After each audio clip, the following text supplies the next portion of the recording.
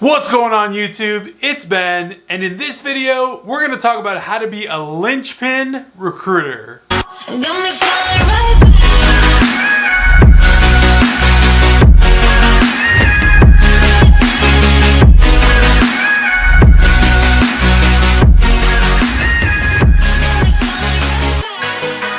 What's going on YouTube? It's Ben. Thanks for checking out another one of my YouTube videos. So earlier today I was actually talking with a recruiter friend of mine. No surprise, all of my friends are pretty much recruiters, but it was an awesome conversation nonetheless. And it actually inspired me to do this very video that I think is going to be really huge for you guys. So you should probably just smash that like button right now, just in anticipation for the value that's about to come. So first things first, I wanted to address exactly what the definition of a linchpin is, in case some of you don't know exactly what it means. A linchpin is by definition a person or thing that is vital to an enterprise or an organization. Cool, so a linchpin sounds like it's pretty important. It's probably something that's pretty necessary. I think we can all agree on that, right?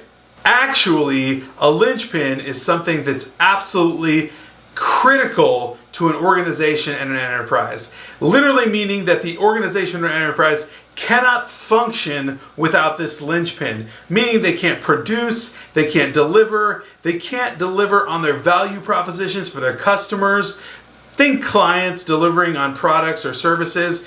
Linchpins make all of this happen. Without a linchpin, nothing happens. Therefore, linchpins are incredibly important. Okay, so the whiteboard next to me is gonna look pretty typical. It's probably something you've seen before, right? So at the top, of course, we have our decision makers. These are gonna be the VPs, directors, C-suite individuals, and the people at the top who make decisions. Underneath them are basically going to be all of the middle tier workers. These are going to be the individual contributors. They're going to be their managers. They're going to be their liaisons, whatever it might be. They're going to be mid-tier and they don't really hold too much weight. Below that is going to be our absolute arch nemesis, HR and recruiting. People we never want to speak with as recruiters that actually want to make money. So if you are talking to these people, please stop right now. All right, so let's get to the real question. How can you become a linchpin recruiter for a client? How can you show them that you are the person that they literally cannot function without, or that they literally cannot streamline their business without, or they're going to lose money without having you on board to help them, to staff them, to recruit for them? How can you do that? Well, my friends, it's all about the need, the demand, and the pain point. Those three items are absolutely critical, and if you're taking notes, definitely remember those three. So in order to place yourself as a linchpin recruiter, the first step is in your targeting and actually who you want to talk to make yourself a linchpin recruiter, because you have to get some buy-in from the other side, from the client, right? You just can't waltz in and say, hi, I'm your new linchpin and I'll take care of everything. So you need to know who to talk to, right? And most of the time we already sort of have this figured out. We absolutely don't want to be talking to HR and recruiters because they're going to be no assistance to us and they're probably just going to hang up on us and shove us out the door. We have no real business talking to middle tier because that's just individual contributors, workers, and basically people that are just doing their jobs and they report up to people above them. They really have no control. The people that we want to be in contact with are decision makers. These are people that actually make budgets, they allocate money, they make the shots. So we're talking about VPs, I don't have it written down here, but directors, definitely C-suite individuals depending on the size of the company. These are the individuals that we need to target in order to begin our process of becoming a linchpin recruiter for this client. So like I said, figuring out who to talk to is a fairly simple process. We usually want to go top to bottom, right? So always decision makers and high level people first. Once we figure out who to talk to, that's just step one. Now there is step two. We need to identify what the pain point is. Just to dive a little bit deeper, the pain point is going to be something that relates to that client not being able to function or grow or produce without you.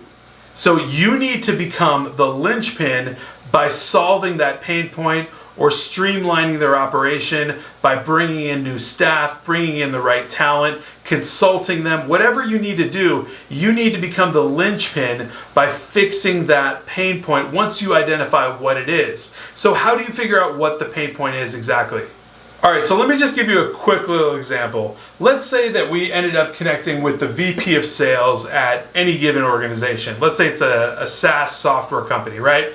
And the VP of sales is struggling, man. And you connected with him over LinkedIn, you started talking, you got onto email, you had a phone call, and the VP admits to you he's having a rough Q4, man. It's really bad. And the CEO is breathing down his neck, sales are way down, he needs to double up his numbers, or he might even lose his job. This guy is feeling the pain right now. And so you're gonna come in, and this is where you identify exactly your next approach once you find out what his pain point is. All right, so just a little recap. You figured out who to talk to, right? The VP. You've gotten in contact with the VP. Second, you figured out what the VP's pain point is. You figured out what he's struggling with, what he needs, what you can come in and be the savior for. So once you've identified those things, you're almost at home plate. You've completed step 2, but there's still more to do. This is what I like to call step 3, okay? Convincing the decision maker that you are the only avenue by which you're going to solve their pain point. I like to call this the avalanche effect, where you just avalanche everybody else out and he hones in on you only to utilize as his recruiter to solve his pain point. And you can do this in a various amount of ways. This stuff comes down to style, but you can do this a billion different ways. You can do a really, really good fee for them, and you can come in on price points so it's really attractive to them. You can give them your experience level so you can convince them that you're the man for the job or the woman for the job. You can talk to them about your tenure and how you have candidates ready to go that you place in this space all the time, and so you're going to be the one that's going to take care of them right away.